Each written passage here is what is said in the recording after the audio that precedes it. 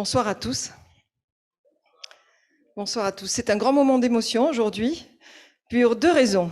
La première, c'est que nous fêtons bien sûr la réouverture de la Cité du Vin après quelques mois que l'on souhaite tous oublier. Et aussi parce que nous fêtons aujourd'hui les 5 ans d'ouverture de la Cité du Vin. C'était le 1er juin 2016, alors c'est à 3 jours près. Et c'était un grand moment d'émotion. Nous avons à l'époque, je crois que vous étiez là, Philippe de Rothschild, qui est avec nous ce soir. Merci beaucoup. Et c'était un moment formidable après 10 ans de travail. Donc c'était formidable. Et depuis, 1 700 000 visiteurs sont venus à la Cité du Vin. Depuis 6 mois, on a beaucoup partagé sur les réseaux sociaux et sur le site, beaucoup plus. Comme ce soir d'ailleurs. Mais voilà, nous sommes donc très heureux.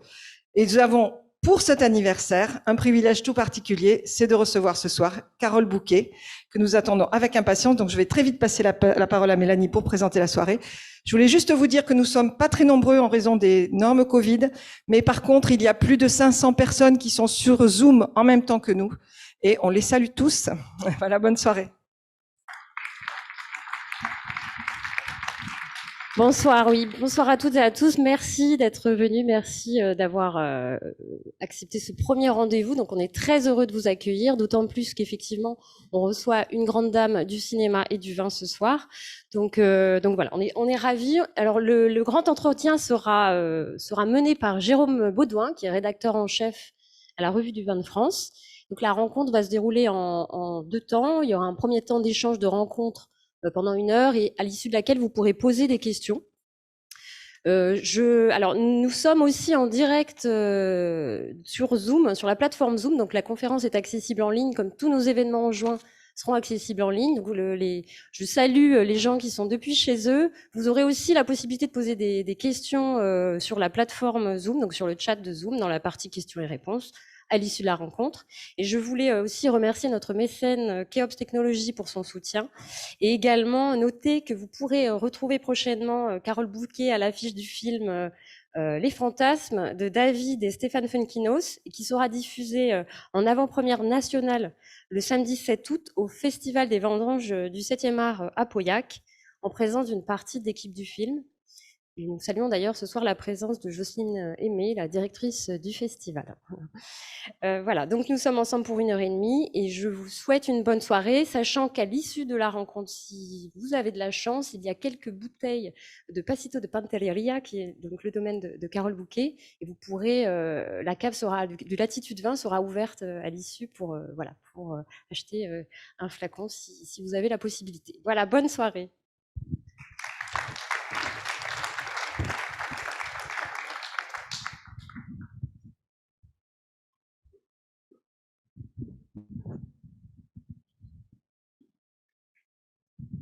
Bonsoir. Bon, je suis ravi de vous retrouver après presque 1 an sans entretien. Ce soir, nous recevons, donc évidemment, vous le savez déjà, une comédienne et vigneronne qui vient illuminer cette salle ce soir. En plus, elle s'est habillée à la couleur de son vin, donc c'est magnifique. Et c'est un plaisir de la recevoir pour fêter les 5 ans de la Cité du Vin. Je vous demande d'applaudir très chaleureusement Madame Carole Bouquet.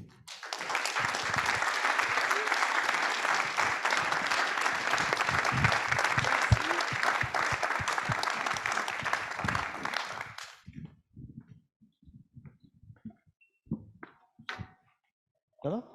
Ça va, je suis très impressionnée d'être là, vous savez. À Bordeaux pour une petite vigneronne italienne, parce que c'est quand même la capitale du monde pour moi du vin. Je veux dire, voilà. On va y C'est un arriver très bien. temple. Ça va être très tranquille. Une vraie conversation. Pas de comptoir, mais presque. J'aimerais savoir, pour commencer, pourquoi vous ne vous êtes pas installé à Bordeaux, en Languedoc ou en Bourgogne, mais sur cette toute petite île qui est Pantelleria, à l'extrême sud de la Sicile? C'est une très bonne question. Et la réponse est très simple. J'ai jamais pensé faire du vin. Donc, alors, comment vous êtes arrivé sur cette île? Donc, il n'était pas question que je vienne dans un endroit viticole,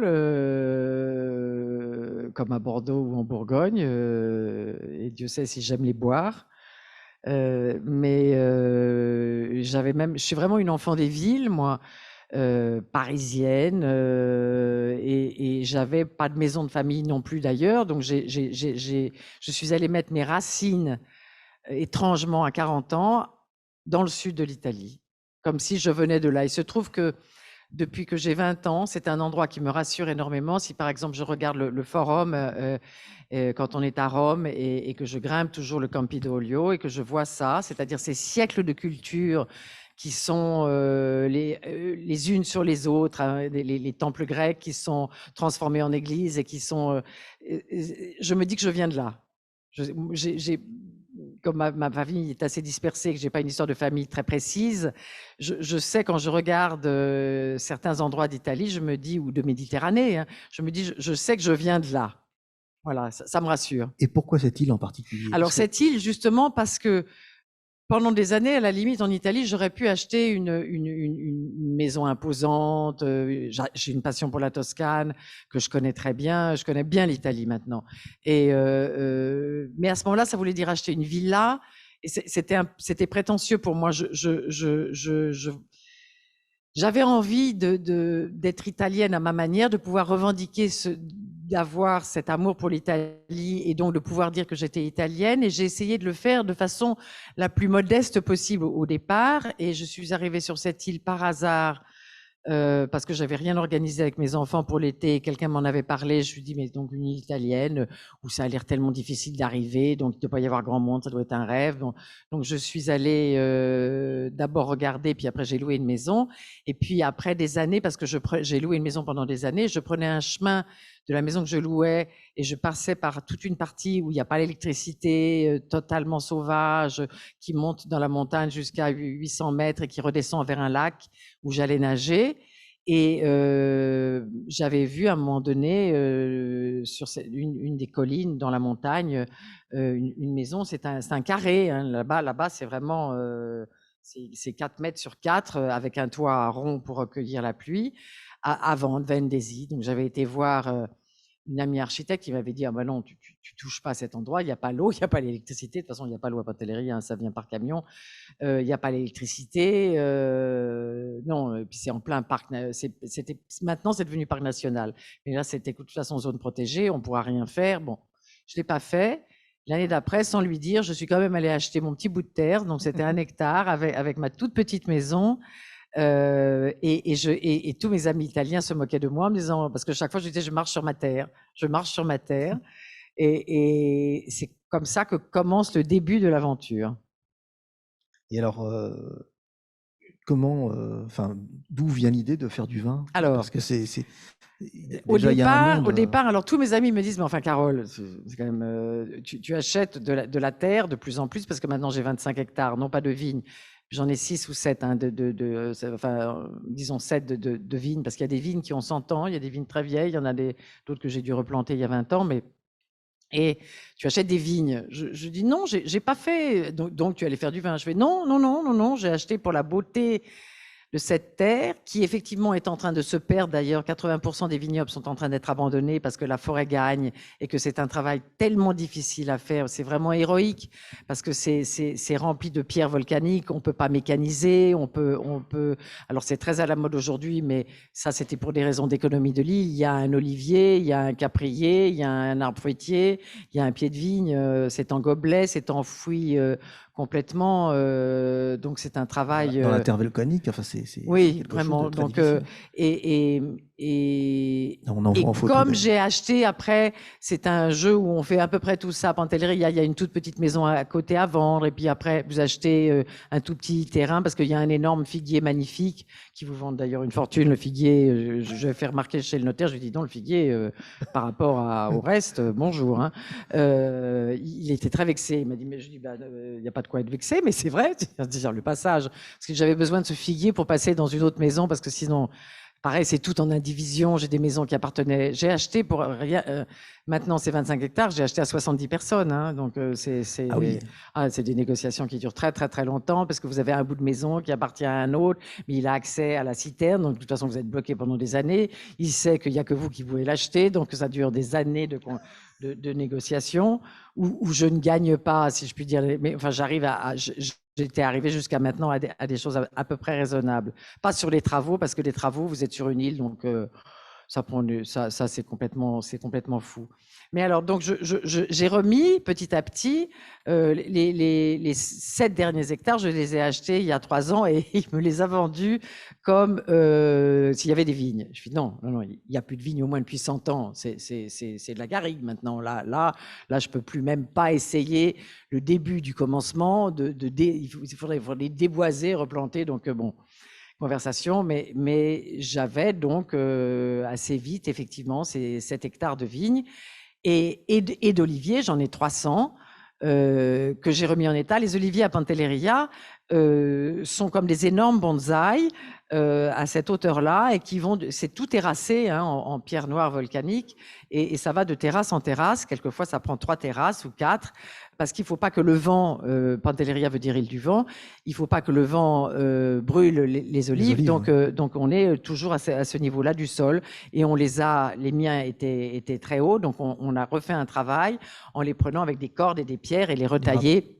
Donc, et en remettant cette terre en état et donc les vignes, je me suis dit bien évidemment on va vendre le raisin. Voilà, alors comme c'était un muscat d'Alexandrie, ça s'appelle Zibibois Pantelleria, un AOC qui a été perdu depuis à cause de comment est géré les vignobles sur cette île, mais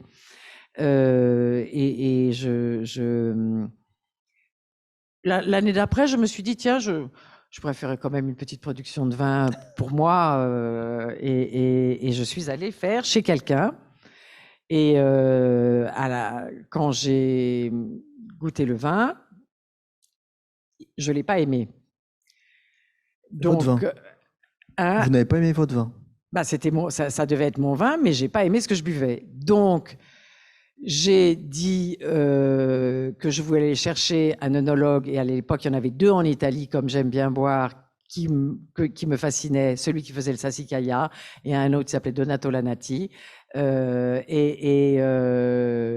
dit que j'allais chercher un des 2 pour travailler avec. On m'a dit de toute façon, jamais ils travailleront avec toi, ils viendront jamais là. Bon.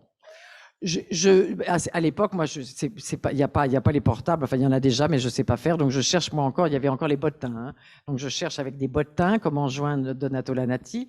Et il me dit, mais si, moi, je veux bien vous aider, ça m'amuse, ça m'intéresse. Donc, je reviens là où j'avais fait du vin, parce que je n'avais pas de chai, moi, j'avais rien. Et je leur dis, alors, vous me donnez une cuve et je vais faire mon vin. Il m'a dit, il n'en est même pas question, il ne met pas les pieds ici. Et de toute façon, sans nous, tu ne peux rien faire.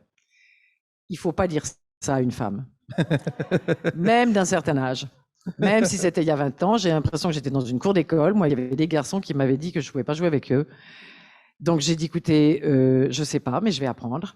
J'aime boire depuis, ça n'a pas commencé quand j'étais enfant, mais depuis l'âge de exactement 21 ans, parce que je sais où j'ai découvert le vin, avant je trouvais ça imbuvable. Mais j'ai eu un choc du jour au lendemain, qui vient de votre région d'ailleurs. Ah, pardon Philippe, hein, ça sera pas, c'est pas son vin, mais c'est très proche, hein, mais c'était pas. Donc alors que j'ai mis des années pour avoir les permis pour construire mes petites maisons et j'avais même pas le droit de mettre une fenêtre à la place d'une porte et c'était minuscule. Quand c'est devenu parc national il y a 3 ans, allez savoir pourquoi, mais ça, c'est à peu près toute la bureaucratie. Hein. Il n'y a pas que l'Italie. J'ai eu le droit d'agrandir, de faire une piscine, de faire... J'ai pas discuté, je l'ai fait. Alors que j'avais des toutes petites maisons. Maintenant, on en est à 12 chambres. On a, voilà, une piscine en haut de la montagne, enfin que je voulais pas faire. Les enfants, bon. Et alors, j'avais toujours pas le droit de toucher une pierre dans ma propre maison. Et par contre, je suis arrivée à trouver, parce qu'il fallait trouver un chai qui existait déjà. Je pouvais pas en construire un. Il restait une pierre d'un chai tout près de chez moi. Et en 1 an, avec une architecte et Donato, on a réussi à construire le chai et la même année, vinifié la même année. On a eu vraiment le droit de vinification, c'est à peu près 1 heure avant qu'on doit le faire. C'est génial. Voilà. Et ça, c'était Et c'est quel comme millésime, ça votre- qu'a commencé, mais sur un défi de gamine. Alors après, le problème, c'est que au départ, j'avais un distributeur, c'était très facile, et c'était un Italien qui d'ailleurs avait eu l'exclusivité du Sassicaia, donc était incontournable en Italie. Et à un moment donné, le Sassicaia a pris d'autres distributeurs, négociants, bon. Et quand j'arrive, j'étais devenue la marraine pour une année des Relais Châteaux pour aider mon vin. Donc, parce que quand je fais une projection de film, maintenant, il n'y a plus que des œnologues, des sommeliers, il y a plus personne du cinéma, où que j'aille. Où j'en étais là? Là, vous débordez un petit Oui, peu. je sais, c'est toujours très sinueux avec moi. Mais c'est pas Ça grave. va jamais droit. Mais présentation Mais de film, oui, mais avant, j'en étais. Ah oui, alors sur le chai. C'est- Sur le chai qu'on a réussi à construire. Et c'était quel millésime? En quelle année Hein vous avez fait votre premier Le vin premier que j'ai pas aimé, c'est 2000. Je sais bien, puisque l'étiquette a été dessinée par l'homme qui a fait tous les décors des films de Coppola, qui est un art director qui était chez moi à ce moment-là en vacances et qui m'a fait une étiquette à la main que j'ai à la maison, qui est totalement maintenant imbuvable parce que comme c'est fait avec le raisin qui sèche par terre, ce que je vais vous raconter, et qui Voilà, est pas serillé sur du tout faux, donc ça se madérise assez vite. Donc, mais j'ai l'étiquette faite à la main en 2000 qu'il m'a fait sur place. Et dès l'année d'après, Donc on a 2001. été prêt, 2001, on a été prêt pour effectivement vinifier la Alors, première fois. Là, on voit les photos. Comment vous élaborez votre vin? C'est Alors voilà. du passerillage. Ça, c'est du Expliquez. passerillage. Alors, c'est très compliqué à faire parce que il y a 3 vendanges. C'est pour ça enfin, la suite, je vous la raconter. Il y a trois vendanges. On en fait une début août pour faire sécher le raisin au soleil. Alors, tous les 2 jours, il en reste plus beaucoup. Il y a une dame que j'aime beaucoup qui vient retourner le raisin tous les 2 jours. C'est contre un mur réfractaire en général, bien évidemment en plein sud, pour arriver à faire du Malaga qui va me servir dans les cuves à partir du mois de décembre. Il faut que ça sèche 1 mois au soleil. Et après, ce sont des femmes dont c'est pas le métier, mais qui veulent encore bien le faire parce que tout ça est très difficile à Pantelleria, qui veulent bien encore le faire dans leur salon, surtout pas dans une cuisine, qui vont égrapper à la main, hein, chaque grain par grain. Grain par grain, absolument. Ce qu'on va rajouter dans les cubes au mois de décembre. Mais une partie de cette récolte qui sèche au raisin va devenir ce qu'on appelle une passolata et non pas du Malaga, qui est un raisin qui n'est pas encore sec, qu'on va presser avec la vendange qu'on fait début septembre. D'accord. C'est les deux à ce moment-là. Donc, du coup, on a 3 vendanges. Alors, vous voyez, les roches volcaniques, donc on peut d'aucune manière mécaniser. Il n'y a pas un tracteur qui passe. Voilà, c'est effectivement chez moi. Et ça, c'est des vignes qui sont très anciennes. Ça, c'est les vignes qui me servent encore à faire le Sangue d'Oro, c'est-à-dire je fais 2 Passito qui sont de toute façon ces vins doux, hein, et il n'y a pas d'alcool ajouté, il n'y a pas de sucre ajouté, il n'y a rien de tout ça. Hein, mais il y en a un qui est plus concentré en Malaga parce que c'est de l'or vraiment. Hein, le Malaga, c'est tellement difficile à faire. Ça, c'est une vigne qui est assez âgée, celle-là. Je la connais. Et alors, elles sont en gobelet avec, bien évidemment, parce qu'il faut les protéger, il faut protéger le raisin du soleil. Hein.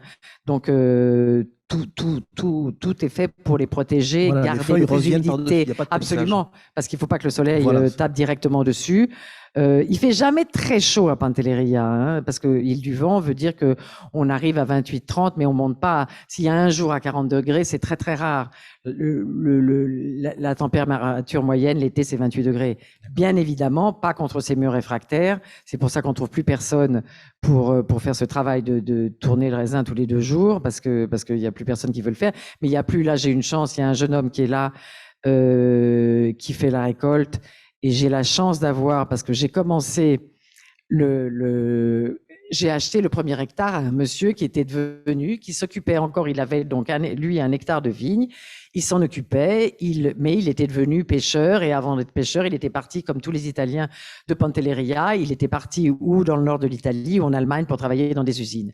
Et puis revenant à Pantelleria, il était devenu pêcheur et il tenait quand même très bien son hectare de vigne, et c'est lui que j'ai convaincu de devenir mon vigneron. Au départ, il n'en était pas question.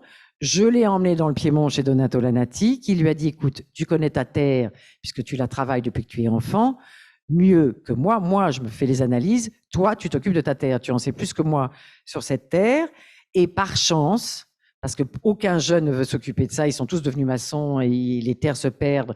D'abord aussi parce que ils protègent pas le vin, mais ils protègent les lapins. On n'a pas le droit de chasser le lapin à partir du mois de mars. Donc au moment de la fleur, il bouffe et il y en a énormément puisque la forêt gagne. Donc il y a de plus en plus de lapins, mais on n'a pas le droit de les chasser. Alors on triche un peu, hein, mais on triche quand même très discrètement parce qu'on peut quand même pas. Mais ils peuvent vous bouffer une quantité énorme. Hein, donc vous l'avez saumâtre. Et forcément la forêt gagnant. Parce que les lois sont extrêmement mal faites sur Pantelleria pour protéger les vignes, au point que 2 maisons, dont une qui est pas mal, qui est Donna Fugata, mais l'autre qui est Pellegrino, qui est tenue par une famille absolument extraordinaire, qui fait du Malaga charmante, mais qui fait un vin imbuvable, pardon de le dire, qui est du Passito, mais vraiment imbuvable. Mais ils achètent le raisin à une misère, donc plus personne sur l'île ne peut vivre car ils n'ont pas réussi. J'ai essayé de parler de vous, j'ai essayé de dire que on pouvait se mettre tous ensemble et établir un prix. Moi, j'en ai pas besoin d'en acheter, mais que eux pouvaient le vendre à un prix et gagner leur vie avec. À part le tourisme qui est en train de se développer pour ne pas perdre cette terre, parce qu'ils sont très attachés à leur terre. Mais pour autant, j'ai pas réussi à les mettre ensemble pour leur dire. Ils m'ont dit, mais on va perdre une année. Je dis, mais de toute façon, ça vous coûte de l'argent. Vous perdez une année, c'est déjà fait de toute façon. Donc, si vous leur vendez pas de raisin pendant 1 an, l'année prochaine, ils vont en acheter. Ils peuvent pas faire autrement parce qu'ils sont obligés quand même.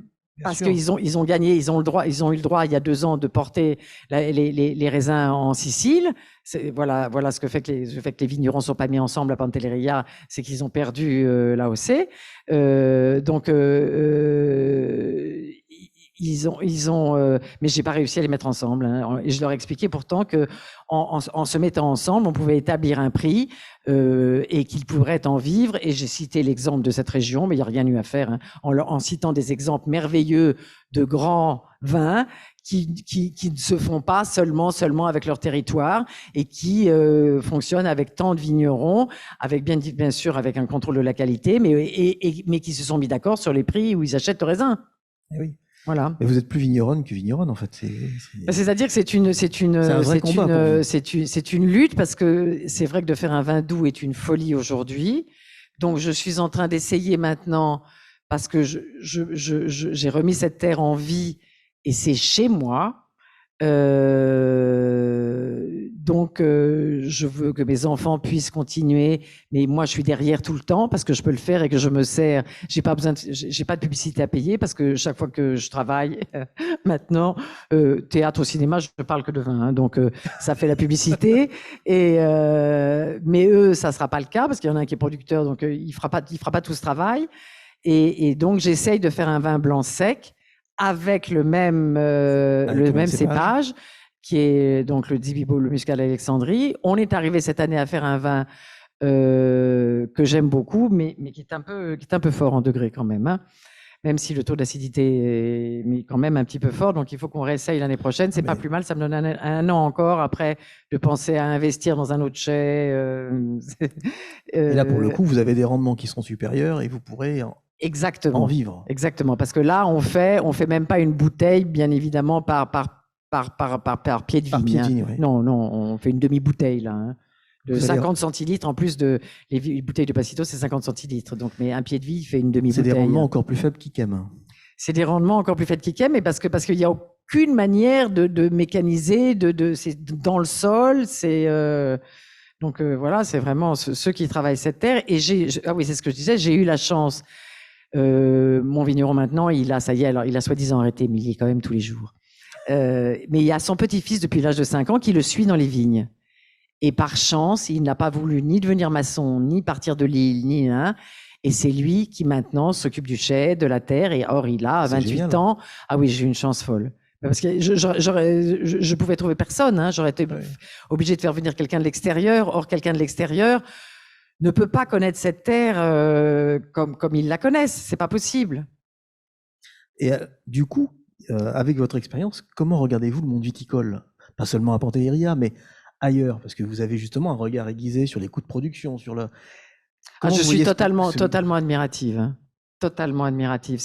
Je trouve que c'est extrêmement difficile de faire du vin, de faire du bon vin, enfin le vin que j'aime. C'est vraiment extrêmement difficile et ça procure tellement de joie et tellement de plaisir que non, j'ai une grande admiration pour tous les grands les grands vignerons. Oui. Alors, Que ça soit aussi en Bourgogne hein, ou dans le Languedoc, j'ai des amis. De temps en temps, j'ose dire à des Bordelais que je bois du Bourgogne. et justement, bon, le vin est quand même une boisson civilisationnelle, c'est le reflet d'une éducation. Alors tout à l'heure, vous avez entrouvert la porte de votre initiation, mais je voudrais savoir qui vous a vraiment initié au vin. Alors, Ah oui, c'est alors, votre père? je trouvais ça, non, mon père pas du tout, et à la maison, on buvait pas de vin du tout. Moi, je suis restée chez moi jusqu'à l'âge de 18 ans, donc de 0 à 18 ans, chez moi, on buvait pas de vin. Et quand on sortait très peu. Mon père devait boire du vin, mais moi, en tous les cas, on m'en faisait pas boire. Et puis après, quand j'ai commencé à boire à 18 ans, on m'a donné des choses que je trouvais imbuvables.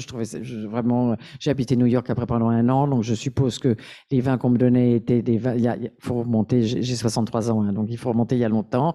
Donc on m'a pas donné des grands vins à boire. Et puis un jour, je trouvais ça vraiment imbuvable, moi. Hein.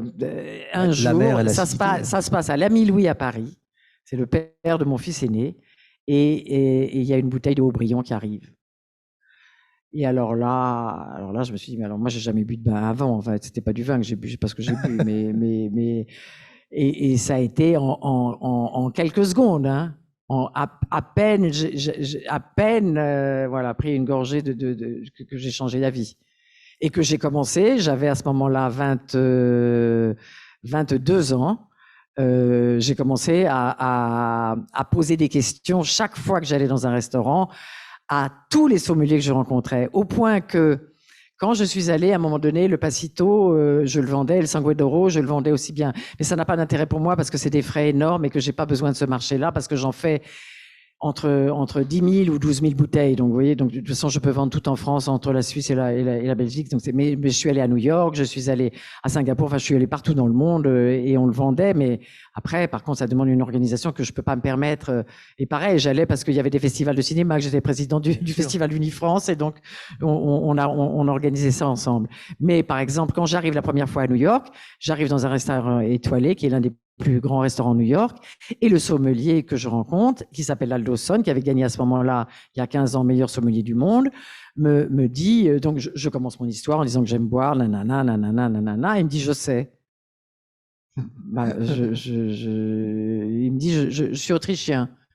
Je dis, oui, ça m'aide pas beaucoup. Il dit, mais vous alliez en Autriche? Je dis, oui, il y a longtemps. J'allais quand mes enfants étaient petits, effectivement, on allait skier. Il me dit, bah, écoutez, moi j'étais élève sommelier, tous les soirs on descendait à la cave chercher le vin que vous allez boire, vous vouliez boire. Et je peux vous faire la liste, si vous voulez, de ce que vous aimiez à l'époque, qui était très, très, très classique. Hein. Alors pour l'instant, on n'était que dans les Bordeaux. Là, il y avait que ça hein, que je buvais à l'époque. Il y avait rien dans le Languedoc. D'ailleurs, il y avait rien encore de magnifique dans le Languedoc à ce moment-là. Parce que moi, j'ai connu la création vraiment des premiers vins du Languedoc merveilleux. Mais il y a 40 ans, c'était pas le cas. Hein. Et puis, dans la même journée, Je vais donc, je continue parce que j'étais avec le distributeur du vin, mais j'avais pas très confiance et j'avais raison d'ailleurs, parce que forcément, il avait d'autres choses tellement faciles à vendre que vous voyez, il sortait de son sac, si je puis dire, des choses qui étaient faciles. Le mien, il fallait que je sois là. Et je tombe sur un Français qui est à la tête à ce moment-là d'une trentaine de restaurants à New York, et je recommence mon truc en disant j'aime boire. Il me fait ah bah oui, ça je sais. Et je lui dis, alors il me dit, mais j'ai été barman au Petit Nice à Marseille quand vous tourniez avec Gérard, Trop belle pour toi. Ah, je fais, ah oui, avec José Balasco, oui. Alors je dis, oui, là, effectivement, on buvait raisonnablement. Je dirais. Et c'est à ce moment-là, d'ailleurs, que j'ai découvert, c'est à peu près à ce moment-là que j'ai découvert, cela dit quand même s'il existait, le Trévalon.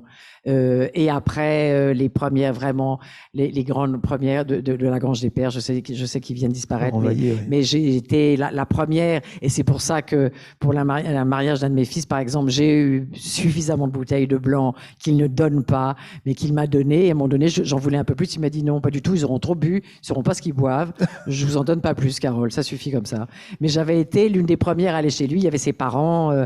Il commençait à peine. Il avait été kinésithérapeute à Paris. Oui, il venait de reprendre ses terres. Donc ça me passionne. Mais ça me passionne parce que j'aime boire et j'aime la légère ivresse, quelquefois un peu moins légère que ça procure. Voilà, j'aime tout dans le vin. J'aime le terroir. J'aime ce que ça fait à l'esprit. J'aime.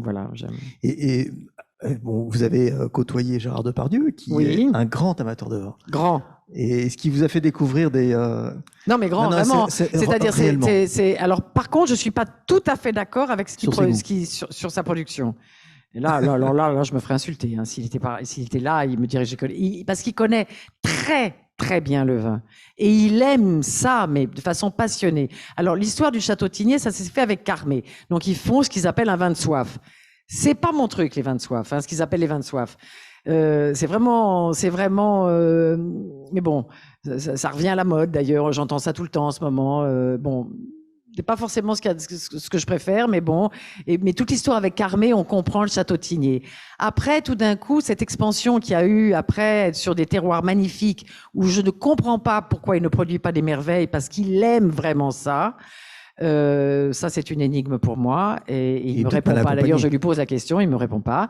Mais effectivement, j'ai bu avec lui pendant quelques années, pas forcément son vin, mais d'autres.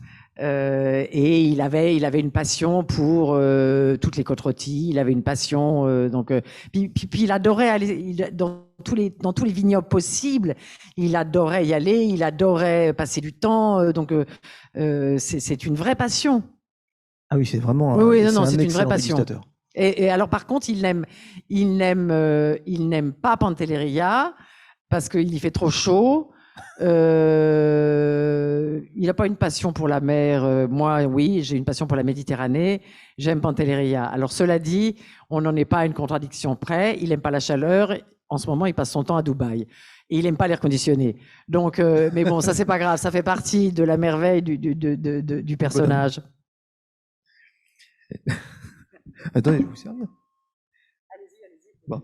Vu de l'extérieur, le monde vigneron semble quand même aux antipodes du monde du spectacle, du cinéma et du théâtre. Et quel parallèle faites-vous entre les deux? Je ne trouve pas du tout que ça soit aux antipodes. D'abord, quand je parlais de légère ivresse, parce que je n'ose pas parler d'un peu plus, mais quand je vais au spectacle, je suis, quand j'aime ça, je suis totalement hors de moi, totalement distraite, heureuse. J'ai besoin de musique. C'est pour ça que là, depuis 1 an, moi, je souffre, mais vraiment, c'est-à-dire que la privation de culture, c'est-à-dire de musique, de théâtre, et vivante, hein, c'est-à-dire à travers un écran, moi, ça me fait pas du tout le même effet. Je suis en manque, mais je fais partie des dommages collatéraux. Moi, j'ai souffert terriblement de ce manque, mais c'est ce que ça me procure quand je vais voir les autres. je suis emportée ailleurs. C'est ce que me fait le vin. Ça me fait rêver, ça me transporte ailleurs, ça me fait voyager vraiment. Parce que maintenant, après, j'ai commencé juste par Bordeaux, mais maintenant, j'ai commencé aussi à boire à peu près les vins du monde entier. Pour l'instant, ils en produisent pas encore en Angleterre, mais enfin, si le climat continue à changer, ils vont en faire. Hein. Mais je commence à connaître les vins d'un peu partout, pas très bien encore. Non, l'Afrique du Sud, je connais pas bien, mais l'Amérique du Sud, je commence à connaître bien. L'Europe, toute l'Europe, très bien. Les Italiens, alors bien, les Italiens, très bien. Vous ne pouvez absolument pas dire à un Italien qu'ils ne font pas les meilleurs vins du monde. Ils n'ont aucun humour là-dessus. Or, je pense, et j'adore le vin italien, hein, je pense vraiment que les grands vins français sont plus grands que les grands vins italiens. Il y a rien. Mais ça, c'est impossible à dire, même à mes amis italiens qui adorent et qui ont dans leur cave des très grands vins de Bordeaux ou des très grands Bourgogne. Mais si vous leur dites quel est le plus grand producteur de vin au monde, ils vous répondront c'est l'Italie. Voilà. Mais ils savent d'ailleurs, mais parce qu'ils savent aussi se défendre, hein, de manière incroyable. À New York, quand j'habitais, moi j'avais 20 ans, il y avait une seule épicerie française, mais qui était très importante. Il n'y en a plus une seule. Or, aujourd'hui, à Paris, il y a un énorme magasin qui s'appelle Italie. Oui. Et il y en a à New York un énorme. On n'a plus une épicerie française. Il y en a partout. C'est-à-dire qu'ils savent et par exemple, moi qui suis allée partout invité à New York, et chaque fois je suis l'invité d'honneur, et donc il y a mon vin. Après, quand je retourne dans le restaurant, il y a le vin des Italiens, hein, qui font du passito, faut pas rêver, hein. Ils se protègent énormément les uns les autres. Oui, c'est vrai, c'est oui. assez spectaculaire. Oui, oui. Mais ils sont bien aidés par les pizzas aussi. Donc Ils sont bien aidés par les pizzas. Oui, mais enfin, il y a quand même... Non, mais il y a vraiment des grands... C'est vrai qu'il y a des grands vins italiens. Et en plus, je connais les propriétaires. Ils seraient pas contents si je parlais là aujourd'hui. Mais ils savent ce que je pense, parce que c'est des discussions sans fin, puisqu'il n'y a rien à faire. Hein. Ils lâchent pas. Alors, si on revient à Pantelleria, oui. Est-ce que vous y cherchez une solitude un peu salutaire? Solitude, pas du tout, parce que c'est pas du tout que la terre que j'ai aimée, qui m'a fascinée. Encore une fois, c'est une île volcanique. Il y a une montagne qui fait 900 mètres de haut. En bas, c'est l'Afrique. En haut, c'est la Suisse. C'est très étrange. C'est fascinant. C'est vert toute l'année, alors qu'on est plus proche de la Tunisie que de Palerme. C'est vert vraiment toute l'année. Donc, cette terre est extrêmement... Elle a l'air dure, hein, parce que c'est fait d'obsidienne, c'est fait de pierre volcanique, donc elle a l'air violente et elle produit des choses exquises et voluptueuses. C'est ça qui, le contraste me fascine totalement. Et les gens, quand mon vigneron qui est encore là, qui a 80 ans, mais qui soi-disant ne travaille plus, mais il était dans le chai cet après-midi avec son petit-fils quand j'ai appelé, et il est là, alors moins sur les terres, mais parce qu'il y était de 5 heures du matin, bien évidemment, ça a été toute sa vie jusqu'à la tombée de la nuit. Hein. Il peut pas imaginer. Donc là, de toute façon, sa femme était contente quand il a soi-disant arrêté de travailler avec moi en me disant je récupère un peu mon mari. Il sort de toute façon à 6 heures du matin de chez lui et il va de toute façon sur un bout de terre. Elle doit être jalouse. Non, elle sait. Je crois qu'elle est aussi de Pantelleria. Elle sait pour cette génération-là que c'est leur vie. Que c'est leur vie. Et eux, ils ont connu cette île couverte de vignobles. Avant, il y avait du coton, hein, jusqu'au 19e siècle. C'est assez récent, hein, l'introduction de la vigne à Pantelleria. C'était du coton, ça vient du 19e, mais elles, donc, ils ont connu. Ils s'installaient l'été, exactement comme dans certains films italiens, dans ces petites maisons dans lesquelles ils n'habitaient pas. Moi, j'ai acheté une maison et en fait, c'était pas des maisons, c'est-à-dire qu'il y avait une pièce pour la cuve, une pièce pour l'âne, une pièce pour faire la cuisine dehors, et d'ailleurs pas de passage entre. Et on voit l'âge des maisons à cause de l'épaisseur des murs. Moi, j'ai quelquefois 4 mètres d'épaisseur entre une pièce et l'autre. Ah oui. Donc, vous savez à peu près l'âge de la maison quand c'est comme ça. Et puis quand c'est beaucoup plus étroit, vous savez que ça date du début du siècle. Et vous en avez des très, très, très vieilles. Et c'est les gens aussi de Pantelleria, pas les plus jeunes, les gens qui ont maintenant 70 ans, qui sont des gens extraordinaires, qui m'ont transmis l'amour de leur terre. Voilà. Et qui voient avec désolation se perdre toutes ces terres qu'ils ont cultivées. Ils se mettaient là l'été, donc ils avaient la maison dans le village, mais ils partaient c'est jamais qu'à 3-4 kilomètres, hein, mais il s'installait là, avec femmes et enfants exactement, les enfants sous les arbres à l'ombre, hein, et là pendant 3 mois, parce qu'il y a des capres à Pantelleria, on fait des capres au sel, pas ces trucs qui sont dans la Saumure, qui sont des capriers, c'est très beau d'ailleurs.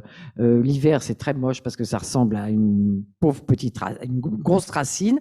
On peut pas imaginer à quel point ça va devenir luxuriant et avec des fleurs ravissantes, mais ils cultivaient, aujourd'hui, ils ne le font plus parce qu'ils ramassaient les capres de juin à fin septembre. Aujourd'hui, on les ramasse sur un mois. Moi, j'en fais quand même 3 tonnes. 3 tonnes? Oui, quand même. Donc, on a diminué un peu, hein, parce que alors la seule chose qui marche à Pantelleria, ils n'ont pas été foutus de faire une coopérative viticole. Par contre, il y a une coopérative de capres qui marche formidablement bien et qui envoie dans le monde entier. La coopérative, le problème, c'est qu'ils me disent, mais qui est le patron de la... Je dis non, c'est pas l'idée de la coopérative. Ils se sont fait voler parce qu'il y a quelqu'un, ils ont fait une coopérative il y a des années, et il y a quelqu'un qui l'a dirigée et qui effectivement a volé tout le monde. Je sais qui c'est, d'ailleurs, c'était le père des gens chez qui je suis allé vinifier pour la première fois. Ah oui, d'accord. On comprend mieux maintenant pourquoi ils veulent donc pas une coopérative. ils n'ont pas confiance, et c'est pour ça qu'ils n'arrivent pas à se mettre ensemble, et que cette terre se perd. Alors on est quelques-uns qui sont la plupart arrivés à Pantelleria quelquefois il y a 60 ans ou 40 ans, qui remettent les terres en état, et c'est beaucoup. Et malheureusement, c'est pas des gens de Pantelleria, mais bon, c'est comme ça, hein. On réhabilite cette terre, on la remet en état, on la refait vivre, et on commence à être nombreux, mais quand même beaucoup de terres sont perdues. En tout cas, en vous entendant, je sens que la vie vous apporte une énergie positive incroyable. Oui. Oui, et oui. Vous y êtes très attaché. Ah oui, non, mais c'est chez moi, hein. J'ai qu'un seul chez moi, c'est là. Donc c'est chez moi, je l'ai choisi, je lui ai redonné vie puisqu'elle était abandonnée complètement. Et quelle que soit la difficulté, vous savez, à un moment donné, comme je parlais justement de distributeur, ah oui, c'est le propos, je reviens sur en arrière, hein, mais bon, ça y est, vous avez compris que je partais, hein, en serpent. J'avais donc un homme qui s'appelait Meregali, qui est un distributeur très important en Italie, et donc j'étais la marraine des Relais Châteaux. J'avais mon vin qui était là, le distributeur était là, et j'ai 2 restaurants italiens très importants, dont un qui me dit, Carole, je voudrais, ce qui pour moi était énorme à l'époque, je commence à peine, il me dit, alors Carole, je vais vous en acheter 500 bouteilles, mais je ne veux pas passer par le monsieur qui est là. Non. Bon, 2e restaurant très important en Italie, et eux font du catering aussi, mais partout, aussi bien à Rome, alors qu'ils sont à Bergame, mais dans toute l'Italie, et aussi bien et les réceptions officielles aussi. Donc c'était très important. Et un autre restaurant qui s'appelle L'Enoteca Pinchiori, qui est un autre restaurant, un des grands restaurants italiens à Florence, qui me dit, je voudrais vous en acheter pareil, elle recommence 500 bouteilles, mais je ne veux pas passer par le monsieur qui est là. 2 fois dans la même journée, je me suis dit, il y a un truc qui cloche. Je sais pas ce que c'est, mais après, je vais à Milan, j'accompagne non pas le propriétaire, mais un de ses vendeurs avec lui chez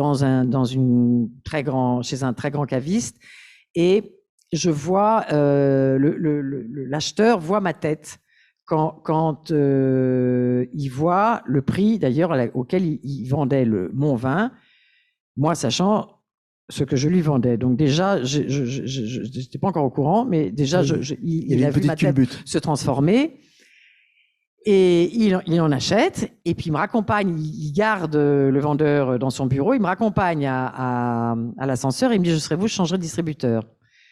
Je lui dis, alors écoutez, est-ce qu'on pourrait se voir demain, parce qu'il faudrait m'expliquer. Alors il me dit, je vais vous expliquer pourquoi. Et quand je le vois, il me dit, écoutez, il avait, ce que vous connaissez, il avait comme exclusivité ce qui était à l'époque le meilleur vin italien, qui est une Sassicaia, qui ressemble énormément à un vin de Bordeaux, hein, parce que c'est un super toscan. Oui, voilà. Mais donc voilà. Mais si je dis ça à Sassicaia, il m'assassine. Hein, si je lui voilà. Mais bon, c'est les mêmes cépages, c'est Cabernet Sauvignon Merlot. Bon. Donc, mais bon. Et le climat fait que ici c'est quand même mieux que là-bas, mais ça coûte une fortune, hein.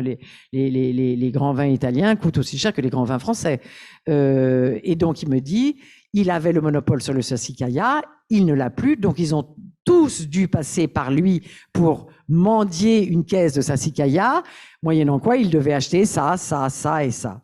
Donc maintenant qu'ils ont le choix et qu'ils ont la possibilité de ne plus passer par lui, ils veulent plus passer par lui. Donc, à ce moment-là, je me retrouve sans distributeur de vin. Je me dis, bon, ben, j'arrête, je venais de commencer, mais je réfléchis, je me dis, bon, ben, alors là, je peux plus, l'aventure va s'arrêter. Donc, je vais voir mon vigneron pour lui dire qu'on arrête tout. Et je commence ma phrase pour lui dire qu'on arrête tout. Je crois qu'il commence, avant que j'ai dit ça, à comprendre ce que je vais lui dire, alors que je l'ai emmené dans l'aventure, que je l'ai amené dans le Piémont, qu'il voulait pas le faire, et je le vois pas lire. Et j'ai fini ma phrase en disant, ben, on va le distribuer nous-mêmes. Et à ce moment-là, je connais un homme qui dirige Château-Latour, Frédéric Ringerer, si c'est ça, toujours. Frédéric Ringerer, oui. On est d'accord, que j'appelle et qui me dit, mais Carole, vous avez qu'à le distribuer vous-même, vous en faites que 12 000 bouteilles, vous connaissez les clients. Je fais, oui, d'accord, mais enfin, c'est pas mon métier, là, je suis pas négociant, moi, je suis pas, non. Il me dit, mais si, c'est ça que vous allez faire. Et c'est ça que j'ai fait. Voilà. Et il a eu raison. Et c'est ça que j'ai fait. Mais là, il faudrait justement il faudrait quand même que j'organise la distribution de façon un peu plus facile parce que les vins doux deviennent impossibles à vendre, que ça me demande un effort énorme et que de le faire aussi est très, très difficile. Donc, je vais essayer de faire on va y arriver. On va faire un vin blanc sec. Celui de cette année est très bon. Pourquoi j'aimais pas d'ailleurs le passito qu'on m'avait donné? Parce qu'au départ, c'était une espèce de confiture et que moi, je lui dis non, j'ai pas envie de boire ça. Moi, je veux quelque chose qui soit équilibré. Je veux pouvoir me boire plusieurs verres de passito et j'essaye toujours que les gens le boivent à l'apéritif. Alors en Italie, c'est assez facile parce que vous prenez un morceau de parmesan, c'est divin et ça n'empêche absolument pas de boire du vin rouge après, hein, absolument pas. Mais pour moi, il fallait qu'il ait cet équilibre que les autres passitos n'ont pas. Voilà. Et on est reparti dans l'aventure maintenant du vin blanc que je trouve très bon, mais le degré est pas possible. Hein. Donc on va refaire des expériences cette année. Et on va y arriver. Mais est-ce que vous envisageriez de faire du vin ailleurs qu'à Pantelleria ou pas? Non. Vraiment, je n'ai pas voulu faire du vin. Je suis devenue vigneronne par défi et maintenant c'est chez moi. Mais voilà, je n'irai pas conquérir d'autres. Non. C'est mon métier. Je suis actrice. Il se trouve que c'est ma terre, je donne vie à cette terre, mais j'ai pas l'intention d'avoir une terre sur laquelle, ou alors, je sais pas, mais il y a autre chose dessus. Hein. Si, ce que j'ai failli faire, mais heureusement, mais c'est en même temps lié à un souvenir très très triste. Mais à Pantelleria, à cause du vent, on a les citronniers et les orangers dans des jardins clos qui sont très hauts de murs, ronds, pour ne pas laisser passer le vent, parce que sinon on n'a pas. Donc ça s'appelle des jardins pantesques et c'est magnifique d'ailleurs. Et à un moment donné, je voulais marcher. C'était pas tellement que je voulais produire des oranges, hein, mais je voulais marcher dans des champs, puisque à Pantelleria, moi j'en ai quelques-uns, mais j'en ai très peu. Je voulais marcher dans des champs d'orangers en fleurs, à cause de l'odeur. Donc, à cause du parfum, du numéro 5, je suis allée beaucoup voir comment on faisait, en me disant je pourrais faire de la zagara, c'est-à-dire de la fleur d'oranger en parfum. Je me suis plongée dedans pendant 1 an. J'ai un ami qui m'a dit, mais Carole Caslantienne, alors là, on était en Sicile, je t'emmène, alors là, il y a des hectares, justement, mais à perte de vue, je marchais dans des champs d'orangers en fleurs. Et malheureusement, il est un des hommes qui est responsable de ma passion pour Pantelleria, mais il est mort l'année où j'ai failli acheter une centaine d'hectares d'orangers. Donc je suis atrocement triste qu'il soit parti et en même temps, peut-être c'est un signe pour me dire Carole, calme-toi parce que tu ne pourras pas le faire. Alors, je sais que vous aimez particulièrement le temps du partage pendant le repas. C'est un moment que vous adorez. Bah oui, c'est fait pour ça, non? Et le vin, c'est le partage. Bah oui, boire tout seul, ça m'est arrivé hein, dans des moments de désespoir terribles, mais vraiment très, très, très rarement. Non, c'est. Alors ce soir, j'avais décidé d'ailleurs, j'avais décidé de ne pas boire parce que le matin, je travaille beaucoup à Paris, mais je suis arrivée ici. J'ai vu l'exposition, au bout de 2 secondes, j'ai dit, bon, alors qu'est-ce qu'on boit ce soir? Ça n'a pas tenu plus de 2 secondes, hein, c'est pas compliqué, c'est impossible. Et non. Ouais, je vous invite à aller voir l'expo Boire avec les dieux, c'est magnifique, vous C'est comprendrez magnifique. comment Dionysos le nomade Il y a Dionysos partout, voilà. a transporté la vie partout. Et donc sont écrits partout les bienfaits du vin, et aussi les dangers, mais enfin très peu. Non, il n'y a pas de danger. Il n'y a pas de danger, non, Non. on est d'accord. Alors, avez-vous en tête un vin en particulier dont vous gardez un souvenir impérissable pendant un repas? Le premier, malheureusement, je suis encore obligée de citer, parce que le premier vin que j'ai bu, pour moi, qui m'a fait découvrir le vin, c'est le Haut-Brion, hein. Donc, ça reste pour moi, et après, je vous mettrai Mouton. Mais d'ailleurs, votre compagnon. Mais c'est pas une question de goût, là. C'est purement une question d'émotion. C'est parce que la première fois où j'ai découvert le vin, c'était un Haut-Brion, voilà. Mais maintenant, voilà. Je vais mettre d'abord Mouton et puis après je mettrai Haut-Brion. Et d'ailleurs, votre compagnon, Philippe de Rothschild, avez-vous réussi à le convaincre de servir Sangue d'Oro à la table de Mouton? Ça lui est arrivé 1 ou 2 fois parce que il se trouve qu'on a fait des dégustations avec Lurton pour Château Yquem, qui est complètement dément. C'est-à-dire, je me suis retrouvée, moi, avec mon Sangue d'Oro et Château Yquem, à Château Yquem.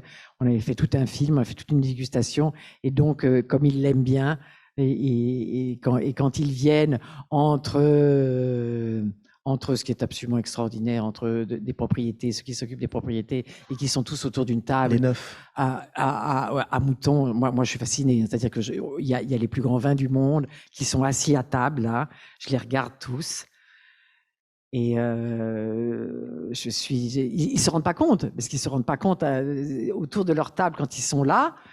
Je dis mais est-ce qu'ils se rendent compte de ce qu'ils sont dans le monde entier d'ailleurs? Et pour moi qui les ai bu, mais donc je suis à chaque fois émerveillé, hein. Est-ce que ce sont des Dionysos d'aujourd'hui? Bien sûr. Oui, bien sûr. Bien sûr. C'est une richesse que nous avons en France, prodigieuse, mais il produit un vin, et il n'y a pas que lui, hein, d'ailleurs, parce qu'il n'y a pas que son vin en Argentine que j'aime, mais que j'adore, hein. Voilà, l'Almaviva, il y a des terroirs, l'Argentine, je l'aime énormément. J'y ai passé quelques mois en tournant, donc j'ai eu le temps de déguster. J'ai passé 4 mois, alors dans toute une partie avec crocodile et piranha, et alors là, il n'y a pas de vignoble, mais par chance, j'ai pu aller aussi là où il y avait les vignobles, et j'ai des amis dont les propriétaires de Sassicaia, qui font un vin en Argentine. Donc, je connais plusieurs ans. Oui, non, je commence à avoir une bonne culture du vin. Une bonne. Alors, il y a un vin que je connais très mal, à part, c'est le comble. Je fais du Sangue d'Oro, je fais un vin blanc doux. Il y a des vins que je connais, je les connais vraiment mal. Justement, et je vais devoir commencer à l'apprendre, vous voyez, puisque je veux faire un vin blanc sec, je connais mal les vins blancs, donc voilà, commence mon aventure avec les vins blancs secs. Donc il va falloir que je boive. Vous êtes plus rouge que blanc.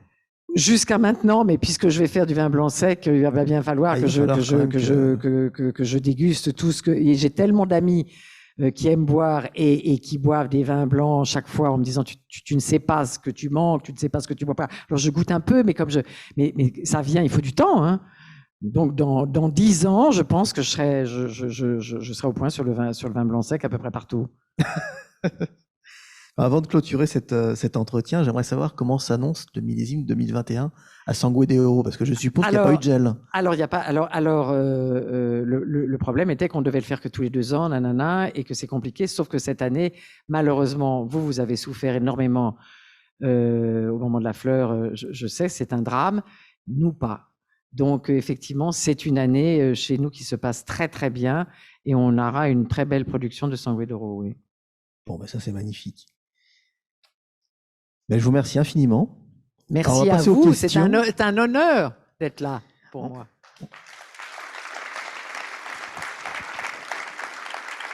Alors c'est pas tout à fait terminé puisqu'on a des questions. Donc ceux qui souhaitent poser des questions, alors il y en aura dans la salle et il y en a sur Zoom. Donc, pour ceux qui nous voient à travers Zoom, si vous voulez poser des questions, vous les écrivez et je vais les voir apparaître sur la tablette. Alors, et madame a une question. Allez-y, madame, je vais la retranscrire. Ah, enlevez votre masque. Vous pouvez l'enlever,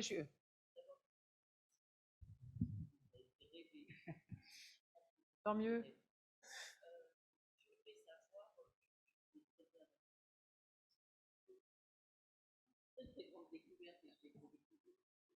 Merci.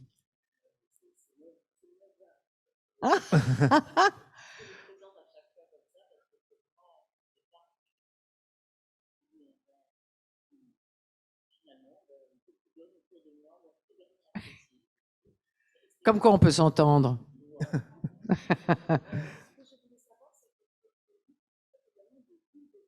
Oui, mais alors celle-là, je l'ai vendue une fois. C'est parti en une journée au bon marché. J'avais dessiné la bouteille, l'étiquette, parce que chaque fois je fais. Mais c'est un autre chemin, c'est-à-dire c'est des autres distributeurs. Alors là, il fallait que je devienne épicière. Donc j'ai arrêté. Donc j'en fais et j'en fais cadeau. J'ai fait 600 litres l'année dernière. La production d'huile d'olive, c'est la moitié une année sur deux, c'est-à-dire ça produit vraiment une année sur deux. Donc cette année, ça sera 300 litres à peu près. Après, et j'en fais cadeau autour de moi. On est très nombreux chez moi l'été à Pantelleria, donc on en utilise beaucoup, puisque toute la cuisine se fait avec l'huile d'olive. J'en donne à Pantelleria, mais j'en ramène énormément à Paris et j'en fais cadeau de bidons et de bidons à mes amis restaurateurs, à des amis, parce que sinon, il faudrait que j'arrête de faire mon métier. Donc je peux pas. C'est pas du tout le même. J'aurais bien aimé qu'il y ait quelqu'un qui distribue aussi bien l'huile d'olive que le vin, mais ça n'existe pas. Et une autre question dans la salle? Oui, madame. Bonsoir.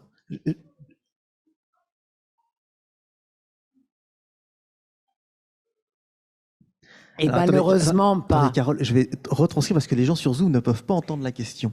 Oui. Donc, je suis obligé de la redire pour qu'ils puissent l'entendre. Donc, quel est le millésime de la bouteille de Haut-Brion que vous avez bu la première fois? Et malheureusement, ça, je le sais pas. Alors, je pourrais le savoir parce que, comme ça s'est passé à l'Ami Louis à Paris et que c'est toujours, il s'appelle d'ailleurs étrangement, alors que c'est pas chez lui, il s'appelle toujours Louis, le maître d'hôtel principal de l'Ami Louis s'appelle Louis et qu'il était déjà là quand j'ai bu à ce moment-là et que vraiment, je crois que j'ai dû passer un cri. C'est pas passé inaperçu. Ça a été une découverte pour moi, donc j'ai pas bu en silence. Donc je pense qu'il pourrait me retrouver l'année, oui, le millésime. Je pense qu'il devrait, mais moi je sais plus. Ça je sais pas. Bon.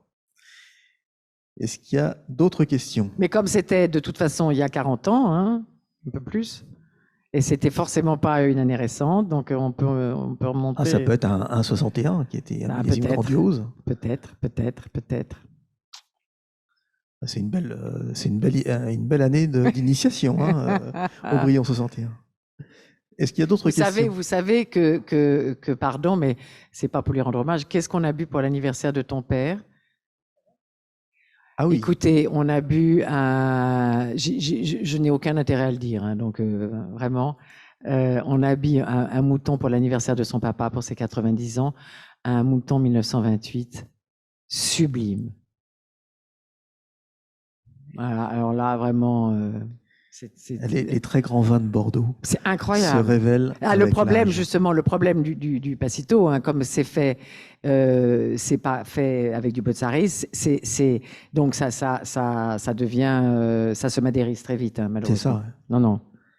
Moi, je vous invite à garder vos bouteilles de Bordeaux, laissez-les oublier et buvez-les 10 ans, 20 ans après. Oui, mais c'est très difficile. Ils sont extraordinaires. Oui, je sais, mais on n'a plus cette culture-là. Et c'est ça. Ils se ressemblent tous quand ils sont jeunes, mais dès qu'ils ont pris de l'âge, ils sont magiques. Est-ce que vous avez d'autres questions? Oui. Bonsoir.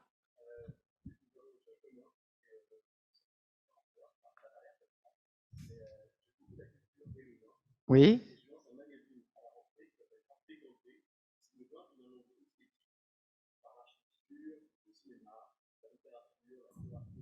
C'est une très bonne idée.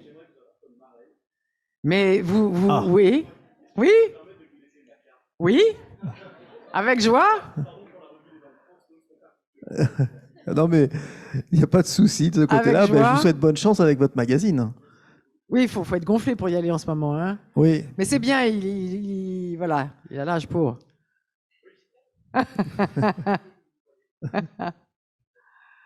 Avec joie et honneur. Alors, est-ce qu'il y a une autre question? Allez-y.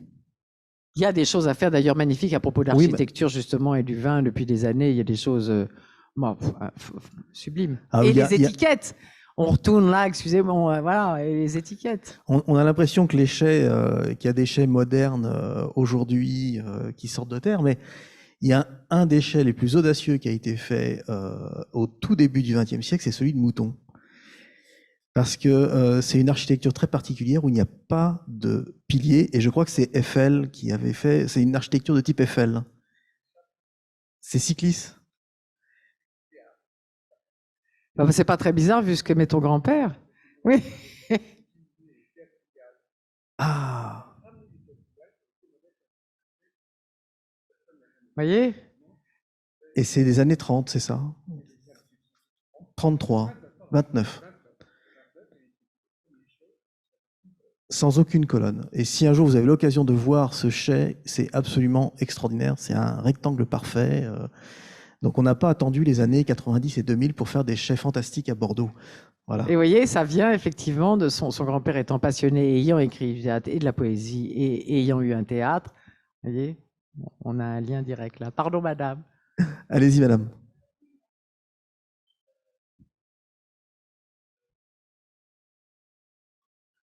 Oui. Bien sûr, oui. Non, non, non, non. Non, je me suis concentrée vraiment sur Pantelleria et ce que je voudrais boire, moi, comme vin doux à Pantelleria. C'est-à-dire, je voulais un vin voilà, qui me fasse plaisir, non pas qui me ressemble, parce que qu'est-ce que ça veut dire un vin qui vous ressemble, mais ça veut dire un vin que j'aimais boire, voilà. Donc c'est pour ça que quand la première fois on m'a donné ce que j'ai bu, j'ai dit non, c'est liquoreux, j'aimais vraiment pas ça. J'avais donc il a fallu trouver l'équilibre avec l'acidité voilà. Mais non, j'ai pas comparé. Je me suis concentrée sur Pantelleria. Avec le vin blanc, par contre là, il va falloir que je compare. Hein? Oui. Est-ce qu'il y a d'autres questions? S'il n'y en a plus, on va pouvoir... Ah.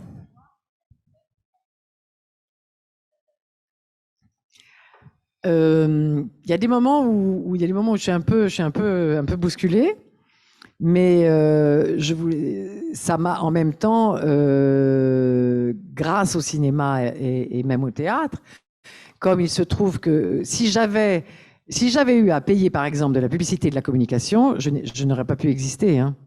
Il se trouve que, comme depuis le début, effectivement, comme j'ai commencé il y a 20 ans, mais j'avais déjà 40 ans, mais moi j'ai commencé à travailler à 18 ans. Donc au fond, tous les journalistes n'ont plus tellement de questions à me poser sur le cinéma. Hein. Ils connaissent tout. Donc que je leur parle du vin, ils sont ravis. Que j'invite des sommeliers, ils sont ravis. Que j'invite donc, en fait, ça renouvelle un peu parce que sinon, de moi, ils savent déjà tout hein, dans le cinéma depuis le temps qu'ils m'entendent parler. Donc, quand je vais, même dans les émissions de télévision, même un journal télévisé, j'arrive systématiquement à arriver à parler de Pantelleria et du vin, même si je suis pas là pour ça. Écoutez, je vous remercie infiniment pour votre qualité d'écoute, d'être venus si nombreux. Ça fait plaisir parce que je sais qu'il y a les jauges, le problème des jauges, donc on ne peut pas avoir une salle complète. Mais ça va venir, ça va revenir. On va pouvoir se retrouver à l'intérieur d'un restaurant, vous imaginez, bientôt, et boire ensemble. Voilà, c'est une très belle J'attends perspective. ça, j'en peux plus là, hein, moi. Merci infiniment, je vous souhaite une bonne soirée et on se retrouve à la rentrée à partir de cet automne pour de nouveaux grands entretiens. Et avec une salle comble, avec des visiteurs partout dans la Cité du Vin. Finalement, la vie reprend. Et allez boire avec les dieux, vous serez ravis. Bonne soirée, merci à vous. Merci. Au revoir.